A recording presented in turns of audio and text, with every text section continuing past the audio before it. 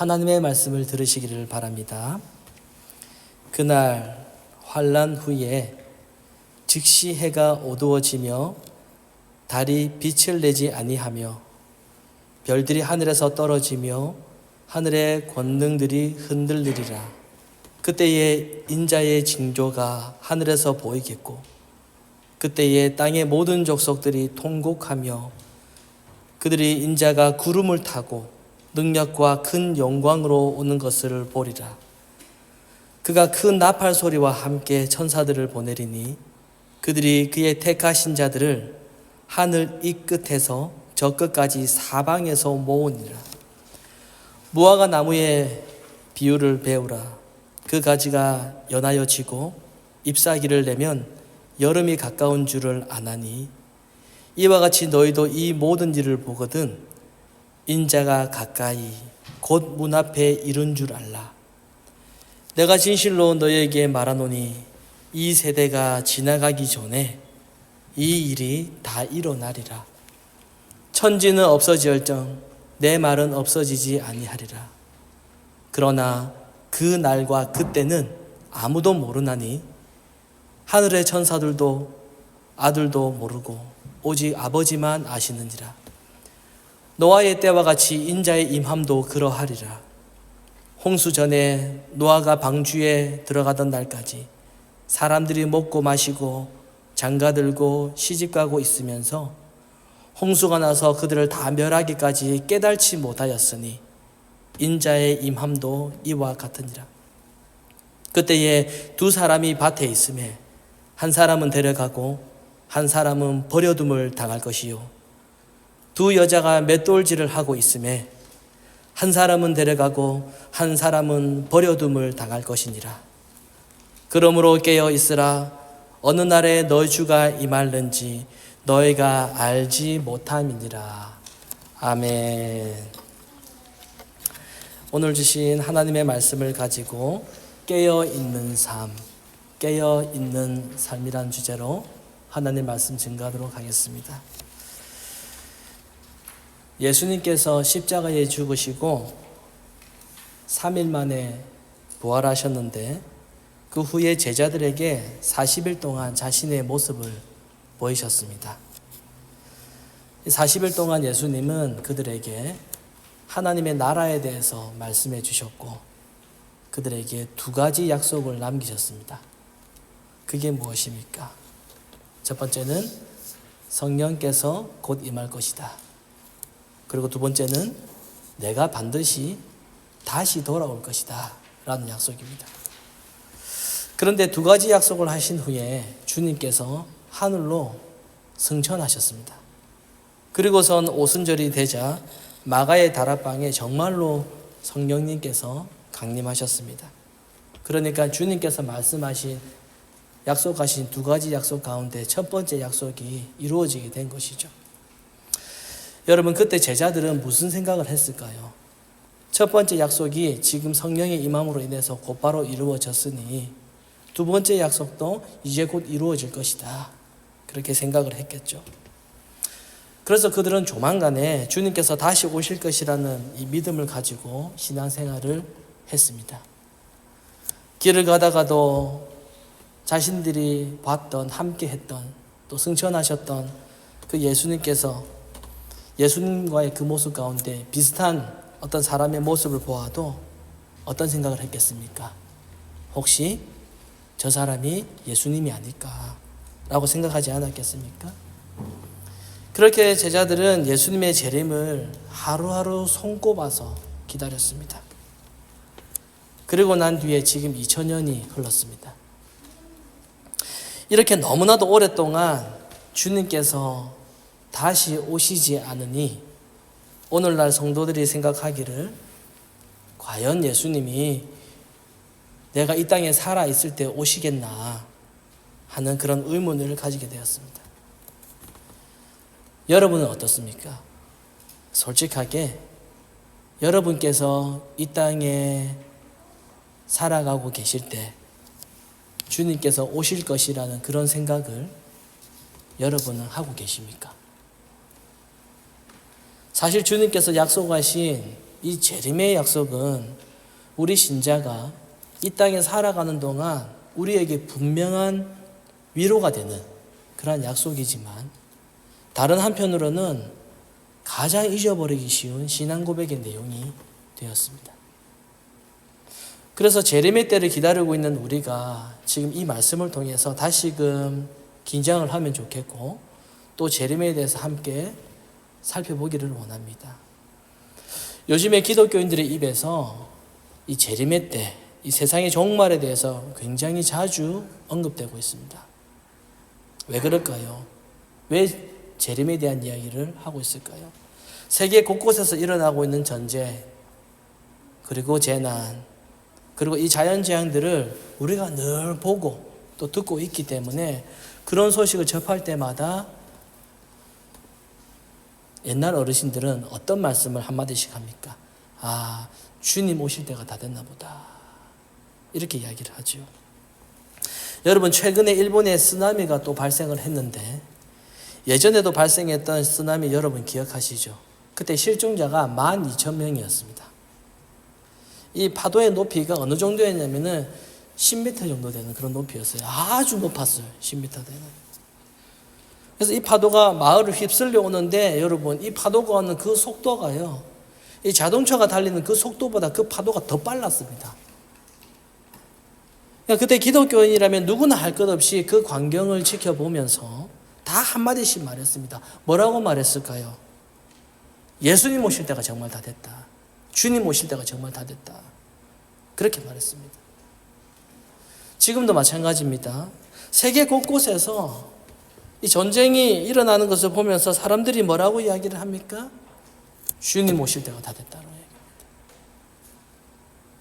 그런데 여러분, 생각해보면 사실 전쟁은 지금뿐만 아니라 과거 역사를 살펴보면 2000년 동안 계속 있어 왔습니다. 재난도 마찬가지고요. 이 자연적인 재앙도 그렇고 이 2000년 동안 쉼없이 계속 일어났습니다. 그런데 오늘날 이 우리들의 이 마음을 더욱더 술렁거렸던 그 이유는, 제가 볼 때는 사람들이 TV를 통해 혹은 어떤 유튜브를 통해서 너무나도 이 광경을 생생하게 그 재앙들을 지켜보게 되니까는 그 두려움이 더 커지게 되었다라고 생각합니다. 그러니까 오래전부터 이 전쟁과 이 재앙은 이미 계속 있어 왔어요. 우리가 그 장면을 이 뉴스를 통해서, 매체를 통해서 더 선명하게 우리가 바라보니까 주님 오실 때가 정말 다 됐나 보다, 이렇게 말하게 된다는 거죠. 자, 그렇다면 주님은 어떤 방식으로 오십니까? 예수님은 승천하실 때와는 다르게 다시 오실 때는 모든 사람들이 보는 가운데 오신다고 합니다. 상상해 가십니까, 여러분?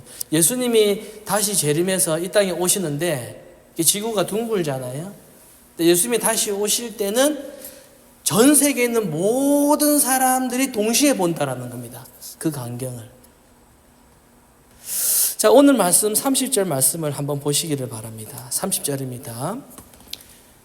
그때에 인자의 징조가 하늘에서 보이겠고, 그때에 땅의 모든 족속들이 통곡하며 그들이 인자가 구름을 타고 능력과 큰 영광으로 오는 것을 보리라.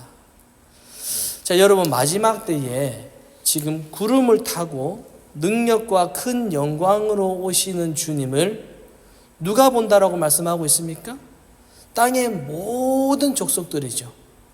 그러니까 주님이 오시면은 전 세계 사람들이 동시에 본다라는 겁니다. 그런데 전 세계 사람들이 이 주님의 재림을 보게 되면은 어떻게 한다라고 나와 있습니까? 주님 오시는 거 보면은 통곡한다라고 나와 있습니다.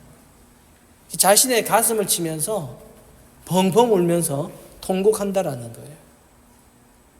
왜 가슴을 치면서 울겠습니까? 왜 통곡하겠습니까? 마지막 때에 일어나는 징조를 보면서 그 장면이 자신에게 어떤 의미인지를 알고서 가슴을 치고 통곡한다라는 겁니다. 그러니까 그 순간이 되면 알게 되는 거죠. 그리고 어떤 일이 일어납니까? 31절 말씀이죠. 큰 나팔 소리와 함께 천사들을 보내리니 그들이 그의 택하신 자들을 하늘 이 끝에서 저 끝까지 사방으로 모으리라. 자, 그날은 주님께서 택하신 자들에게는 어떤 날이죠? 예수께서 오시는 그날은 부름받은 날이지만 불신자들에게는 부름을 받지 못하는 날이 됩니다. 그래서 부름받지 못하는 사람들은 자기가 부름받지 못한다라는 사실을 알고 가슴을 치며 통곡하게 된다는 거예요. 바로 그때 인자가 구름을 타고 오는 것을 분명하게 보는 것입니다. 자, 여러분, 한글 성경에는 지금 주님께서 구름을 타고 온다라는 표현을 하고 있는데, 구름을 타고 온다라고 하면은 여러분 어떤 장면이 떠오르십니까? 구름을 타고 온다. 마치 예수님이 우리 만화에 나오는 이 손오공처럼 여의봉을 들고 뭐 구름을 타고 오는 이런 장면을 상상할지도 모르겠습니다. 그런데 이 원어 성경에 보면은 탄다라고 하는 표현이 없어요. 탄다 이런 표현이 없습니다. 그래서 주님은 이 구름을 타고 오는, 이렇게 막 타고 오는 그런 것이 아니라 더 정확한 표현은 구름 위로 오시는 인자, 구름과 함께 오시는 인자라고 표현할 수 있습니다. 자, 그러면은 주님은 언제 오십니까? 자, 여러분, 일본이 얼마나 이 지진과 이 쓰나미를 잘 대비했습니까? 모든 건축물이 다 지진에 대비해서 다 준비하지 않았습니까? 그래서 그들은 지진에 대비해서 모든 준비를 다 해놓았는데, 그럼에도 아무도 그 쓰나미를 예상하지 못하고 아무도 준비되지 못했을 때 그때 갑자기 쓰나미가 오지 않았습니까? 이 주님의 재림도 이렇다라는 거예요. 그래서 데살로니가전서 5장 3절에는 주님의 재림에 대해서 이렇게 표현하고 있습니다. 그들이 평안하다, 안전하다라고 말할 바로 그때에 임신한 여자에게 해산의 고통이 이름과 같이 멸망이 갑자기 그들에게 이르리니 결코 피하지를 못한다라고 나와 있습니다.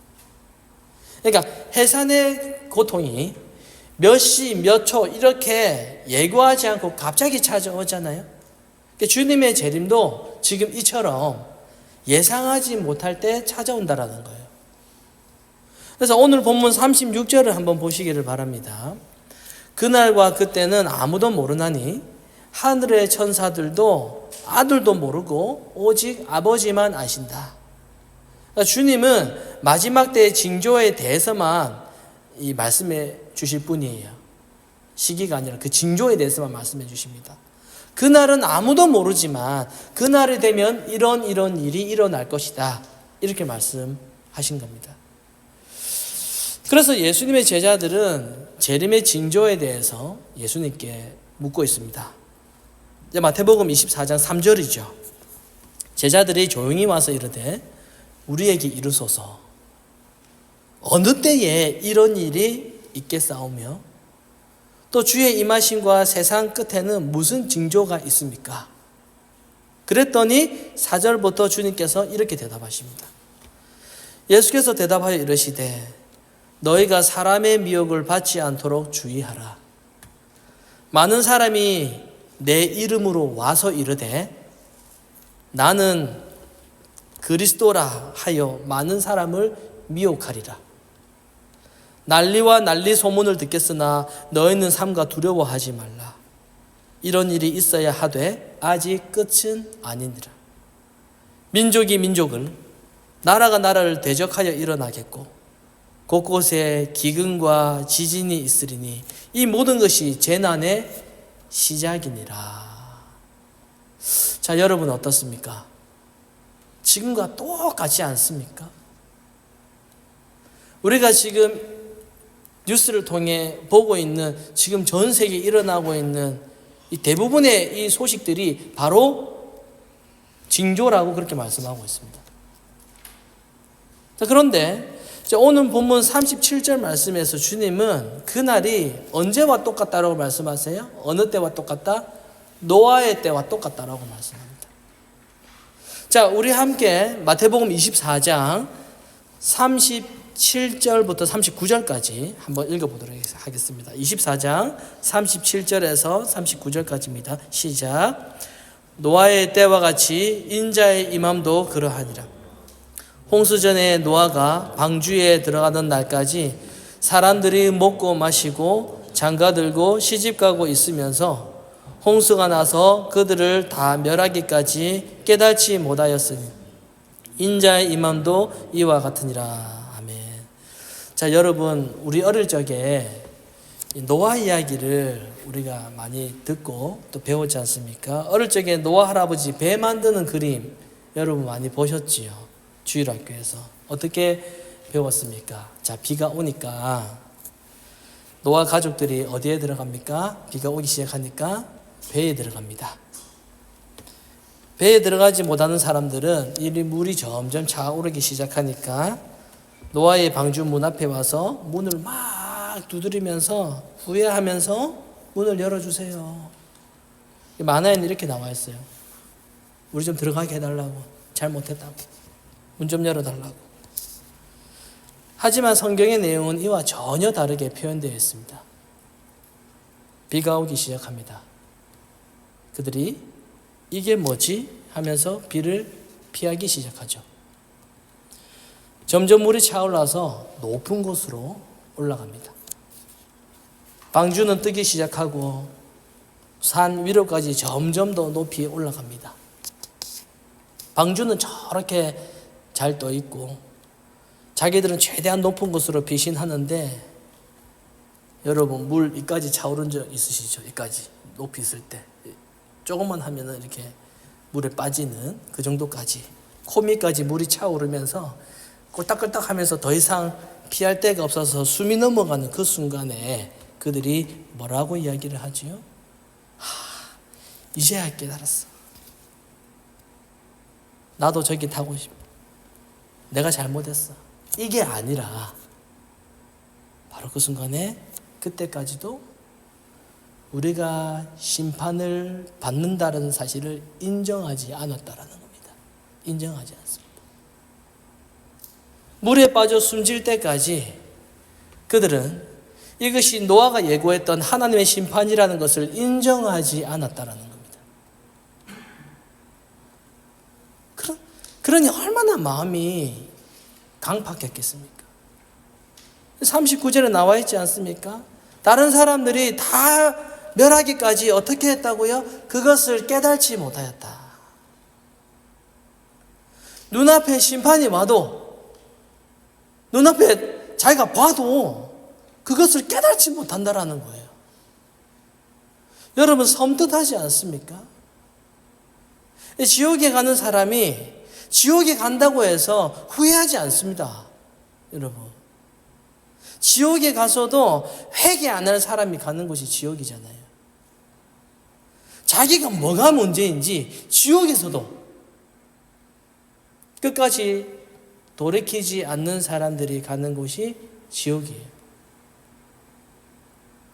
우리가 사람들과의 관계 속에서도 자기가 타인에게 상처를 줬으면서도 그것을 기억하지 못하고 돌이키지 않는, 뭐가 문제인지를 모르는 겁니다. 문제의식을 가지지 않는 거죠. 근데 주님은 바로 지금 현재가 노아의 그 심판 때와 똑같다 이렇게 말씀하십니다. 지금. 하지만 오늘날 많은 사람들이 이런 현상들을 많이 보아도 이것이 세상 마지막 날의 징조다고 그렇게 받아들이지 않는다라는 겁니다. 받아들이지 않아요. 내가 지금 나한테만 피해가 있지 않으면 상관없는 겁니다. 뭐 전쟁이 일어나고 뭐 기근 쓰나미 해도 그 별로 종말의 징조라고 생각을 하지 않습니다.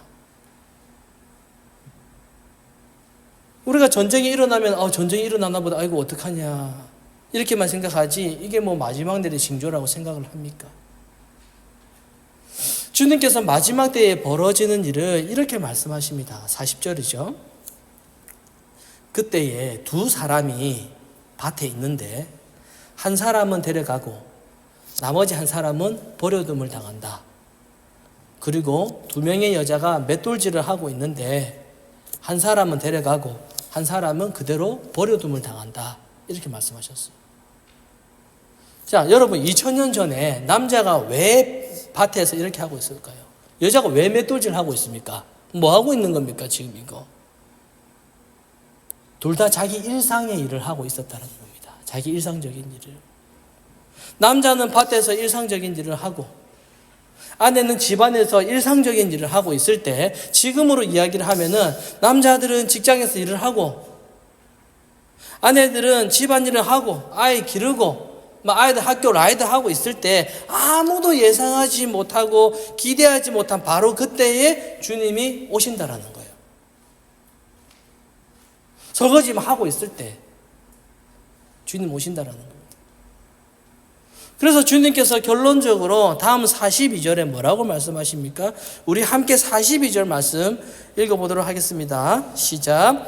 그러므로 깨어있으라. 어느 날에 너희 주가 임할는지 너희가 알지 못함이니라. 여기서 깨어있으라. 이건 무슨 뜻입니까? 깨어있으라. 잠자지 말라는 건가요? 깨어있으라. 이거 무슨 말입니까? 주님의 재림을 대비하면서 이제 주님 오실려나 보다. 주님 오실 수도 있다. 이걸 대비하면서 집안일 다 내팽개치고 교회에 와서 금식기도 막 하고 이단에서 그렇게 가르치거든요. 재림에 대한 두려움을 주면서 막 기도원 가게 하고 24시간 동안 기도하라고 그렇게 막 몰아가거든요. 주님 곧 오시니까 다 필요 없다고 지금 바로 여기 오라고 그렇게 하거든요. 주님의 말씀은 우리의 일상의 삶을 다 제쳐두고 종교생활에 전념해라고 하는 그런 의미가 아니죠. 이런 잘못된 생각과 가르침이요, 그 당시에 데살로니가 교회가 가지고 있었던 생각이었습니다. 실제로. 그래서 주님께서 곧 오시기 때문에, 곧 오실 것이기 때문에 일상의 삶에 뭐가 필요하냐, 다 필요 없다라는 거예요. 어차피 주님 오시면 다 끝나게 될 텐데 저축 다 필요 없다라는 거예요. 다 포기하고 살자. 어차피 주님이 오시면 끝인데. 이렇게 일상을 소홀히 여기는 사람들이 실제로 그 당시에 있었습니다. 이런 잘못된 종말론 때문에 바울이 이 데살로니가 전서와 데살로니가 후서를 썼던 거거든요. 자, 우리 잠시 성경 한번 찾아보겠습니다. 자, 데살로니가 전서 한번 찾아보겠습니다. 데살로니가 전서 신약 성경 332페이지입니다. 데살로니가 전서 5장입니다. 살전 데살로니가 전서 5장 찾아보겠습니다.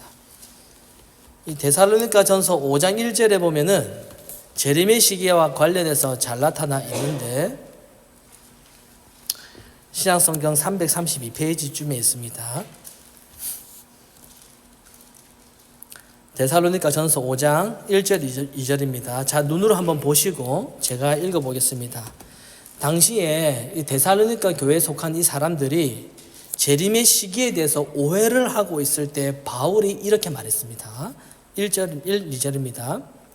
형제들아, 때와 시기에 관해서는 너희에게 쓸 것이 없다. 그 이유는 2절, 주의 날이 밤에 도둑같이 온다라는 것을 너희가 알기 때문이다.